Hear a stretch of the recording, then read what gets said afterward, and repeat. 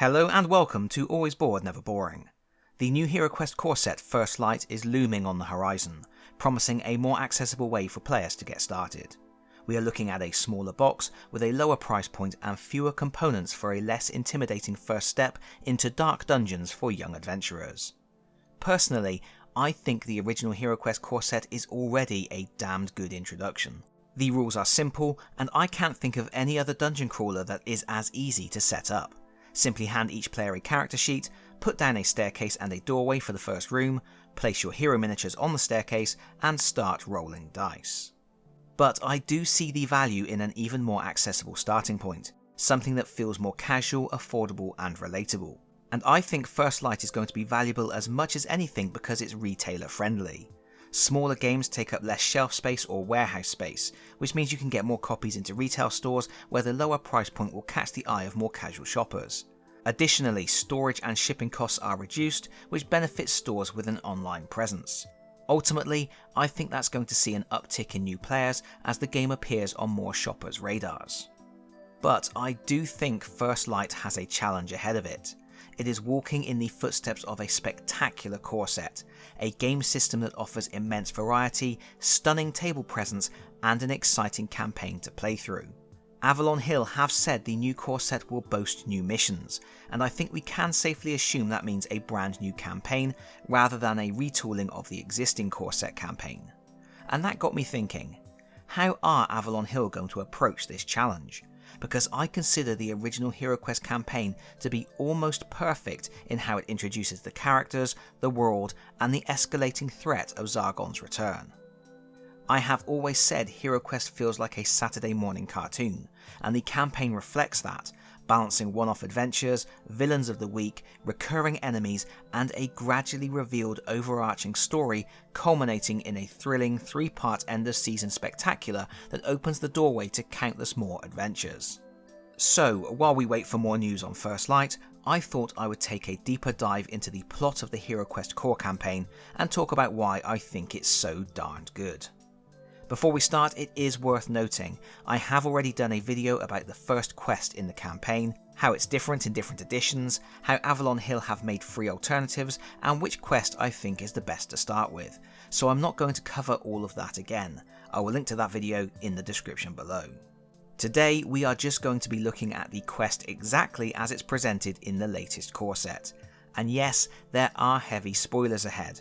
If you aren't a Zargon player, or at least someone who has already played through the core game as a hero, then I would recommend you go no further. With that warning, we begin. At the very start of the campaign, the heroes are barely heroes at all. The setup is that many years after his initial defeat, somehow Zargon has returned. His forces have been making incursions in the Borderlands, and it looks like it could become a full-scale invasion. Mentor has trained a new group of heroes in preparation, but at the moment they are merely skilled warriors, not great champions forged into the ultimate fighting team through great adversity. This is where the players step in. Mentor tells the players they must complete 14 quests. And yes, the fact he knows it's exactly 14, considering some of those quests are the result of the heroes being captured or accidentally doing very bad things, well, bit sus.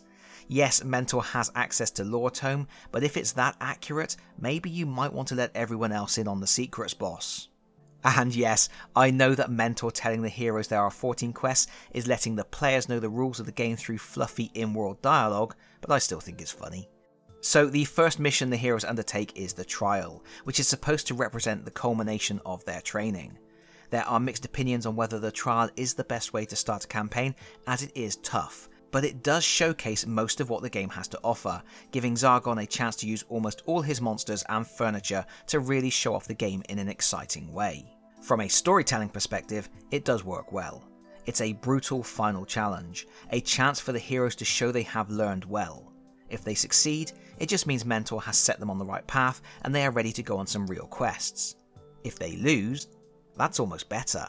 Not in terms of gameplay, nobody wants to get stomped the first time they play a new game, but certainly in terms of story. An initial loss is a great motivator. It can highlight the heroes haven't yet figured out how to fight as a team.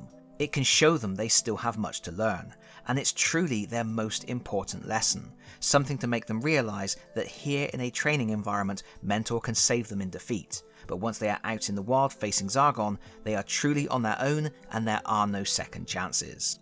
How many movies have you seen where a group of characters must learn to work together, and the first time they do, it's a complete disaster?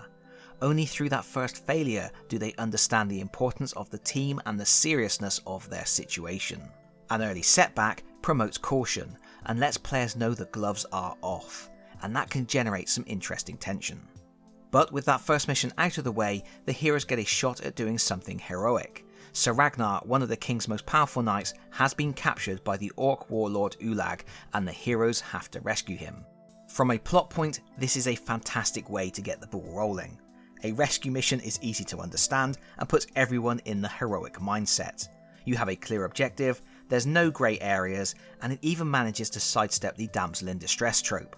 Finally, it establishes orcs as a threat, an organised force with a military structure and the capacity to orchestrate kidnappings, while positioning them as a commonly recurring type of enemy.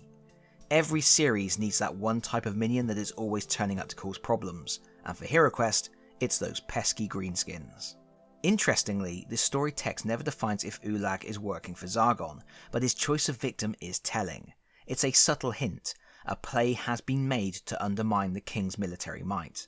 This gives a sense that there may be something bigger going on here, even though the stakes at first seem relatively low. Of course, Sir Ragnar goes on to have more of a role in the plot later on, but that's another matter. This is also a great mission in terms of gameplay.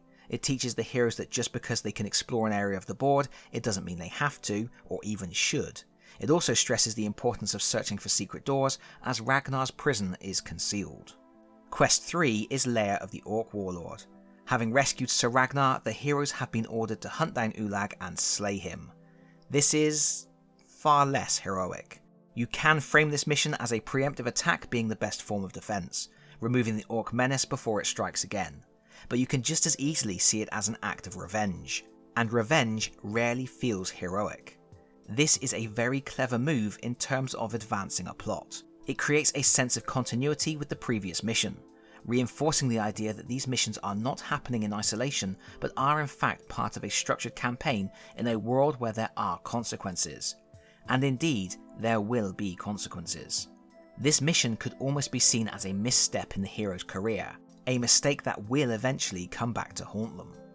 It's interesting to note that it's not the king that orders Ulag's murder, it is Prince Magnus. This throws up potential questions. Who should the heroes be listening to? Who is giving the orders? Is Prince Magnus following his own agenda that perhaps the king isn't aware of? This mission also gives us our first named boss, and that's always fun, creating that sense of an organisation, that not all orcs are created equal. Quest 4 is Prince Magnus's gold. A band of orcs have stolen a load of treasure from the prince and he's not happy about it. In terms of narrative, this would almost be a filler episode if this was a TV series. It's a relatively self-contained adventure with no significant lasting consequences. However, it does continue to develop the idea of the orcs being the primary antagonists, and there are hints of something bigger going on behind the scenes. They have stolen all that treasure for a purpose, and we can assume it's to rally more troops to their cause, while at the same time making it harder for the king to prepare his own army. This is the first mission that goes quite heavy on traps, reminding the heroes they should always be on their toes and searching as often as possible. Quest 5 is Melar's Maze. The heroes are instructed by Mentor to search out a powerful amulet called the Talisman of Lore, which enhances the user's understanding of magic. This is the first mission that doesn't offer the heroes a cash reward for their trouble, and it's the first mission where Zargon is name dropped in the quest text, making it clear to the heroes that this is a big deal. It's their first mission where they are actively working towards defeating Zargon, and their first act of selfless heroism for the good of the realm. This mission changes things up a bit as we introduce more undead foes. The presence of a few orcs suggests that they might have been in Melar's Maze looking for the talisman themselves, a warning that Zargon is actively looking for weapons of power, but most of the enemies are undead denizens who are part of the maze's defense network. In Quest 6, Legacy of the Orc Warlord, the heroes learn that actions have consequences, and we get a nice little narrative bump as a villain of the week, Ulag's son Grak, seeks revenge for his father's assassination earlier in the campaign. He captures the heroes and now they must escape. I love this. In the last mission, the heroes were finally making strides in becoming true heroes, working for the benefit of the realm. But coming off the back of that high note, an early, perhaps ill-advised decision derails their efforts, and now we switch from grand acts of daring do that could save thousands of lives to focusing the narrative on something small and personal: self-preservation. It's so well done and is a nice reminder to the heroes that they are fallible, and no matter how great their deeds, they are only one mistake from death. The mission also puts the attention back on the orcs as the primary enemies, introducing the second named boss to deal with, while also helping to give the enemies another dimension. They aren't just mindless cannon fodder for the heroes to hew down. They have their own lives, and it feels like Grak's actions here don't have anything to do with Zargon's plans. If they did, he probably would have killed the heroes outright. Instead, he keeps them alive, perhaps to torture them to exact a terrible revenge. And that mistake on Grak's part allows the heroes to escape and turn the tables. It's beautiful storytelling.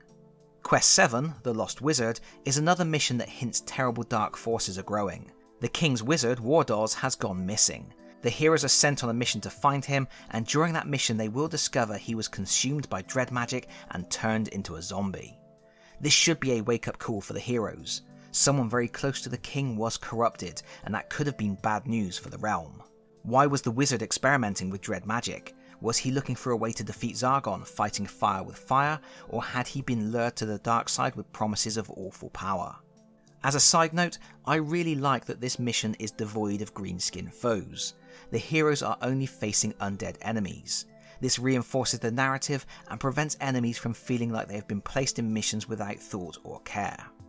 In Quest 8, we get a proper villain of the week, the Fire Mage. The titular villain is helping the orcs with their raids, so naturally the heroes need to do something about it.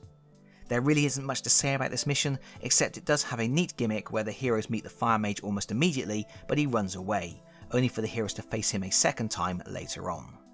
In Quest 9, Race Against Time, a guide leads the heroes into a maze in search of a MacGuffin, but it turns out to be a trap and the heroes are left stranded in the dark. Once again we get a break from worrying about the big things to worry instead about the hero's own safety. The only goal here is to survive. And that is just neat. But the way the narrative unfolds also prevents this from feeling like a random incident. It feels like an assassination attempt. The heroes have started to get a reputation for themselves, and defeating a powerful ally of Zargon's puts them squarely in the line of fire, forcing Zargon to use his agents within the realm to strike at them before they can cause more trouble. Quest 10 feels like that silly throwaway episode in a TV show just before the season finale. The Palate Cleanser, the humorous episode played for laughs, the last hurrah before the serious business of saving the world begins. It seems out of place in the narrative, lacking any kind of meaningful connection to what has come before or what will happen after.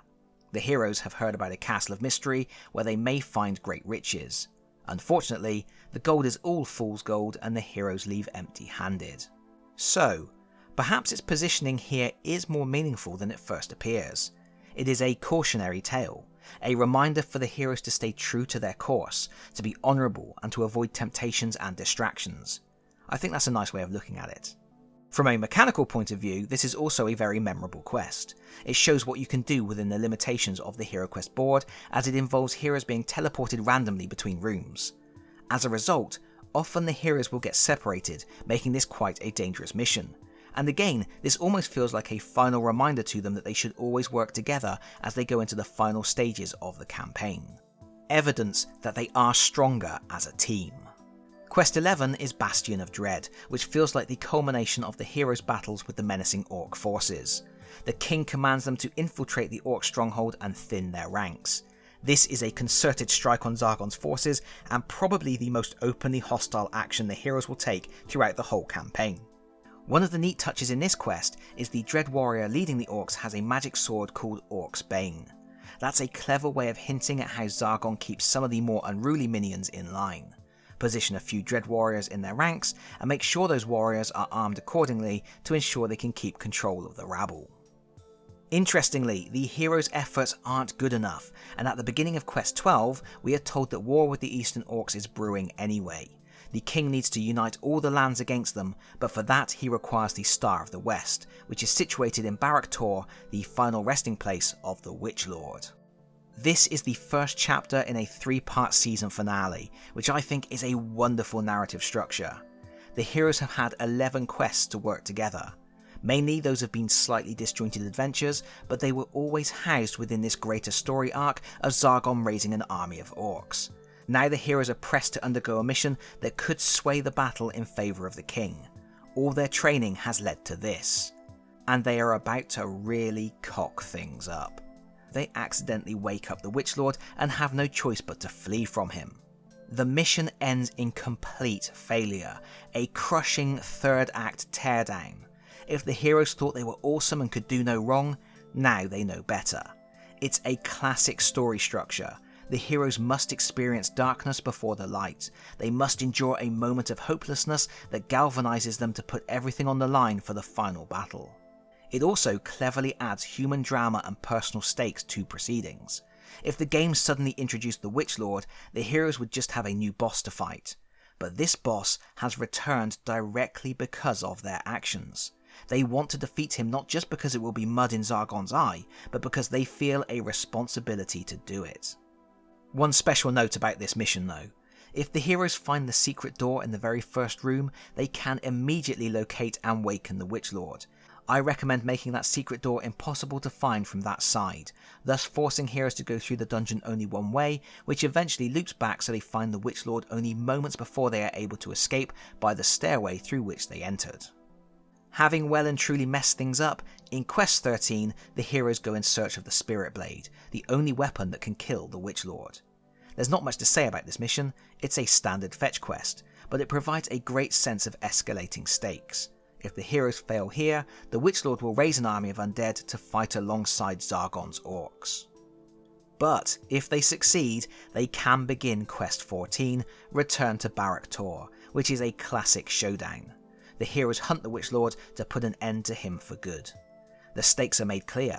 The king has already ridden out to fight the orcs. If the heroes fail to take down the Witch Lord, he will lead an army of undead that attacks the king from the rear, a deadly trap from which there will be no escape. I really love that. I love how the threat has gradually increased throughout the campaign, so that only now, right at the very end, we are fighting for the fate of the realm. I also really like how the layout for this mission is mainly the same as it was for Quest 12. After all, you are in the same place. There are just a few minor adjustments to keep things fresh. I enjoy that sense of place, but also the idea that while the heroes have been gone, the Witch Lord's undead minions have been hard at work, blocking up doorways and making new defences. But a victory here ends the campaign. There is no final fight with Zargon, and that's clever too. He is a puppet master the heroes never confront. He is the shadow working behind the scenes, always hatching new schemes. It establishes Zargon as a persistent recurring threat, the Saturday morning cartoon villain who will always come back to try to defeat the heroes another day. I also like how the heroes never get directly involved in the war. They act as undercover agents, making clandestine strikes behind enemy lines. They never ride out at the front of an army, and while their actions significantly impact the course of the war, they never fight in it. I think that's a really interesting dynamic, as you have a small group of heroes, often operating behind enemy lines, doing everything they can to ensure the king and his army can persevere. It definitely has shades of Lord of the Rings in its structure. Unfortunately, you may know that things don't go to plan, and the core game campaign leaves us with an incredible 2-part cliffhanger. While the heroes were dealing with the Witch Lord, Zargon actually confronted the king's army and used magic to decimate it. The king ends up besieged in an ancient dwarf stronghold, and the heroes must rescue him, leading to the adventures in Keller's Keep. Meanwhile, the Witch Lord has managed to survive, again, and is gathering his strength in hiding. The heroes will have to find him and finally correct their terrible mistake, leading to the adventures in Return of the Witch Lord. And that too is all great storytelling, leaving the players with a sense that this really is only the beginning, the start of an adventure that may last a lifetime. But I think I've talked for long enough, so I'm leaving it there. Thank you so much for watching. If you like this video, please consider pressing the like button. If you really like this video, please consider subscribing if you don't already do so. And hopefully, I'll see you all again very soon. Bye bye everyone. Bye bye.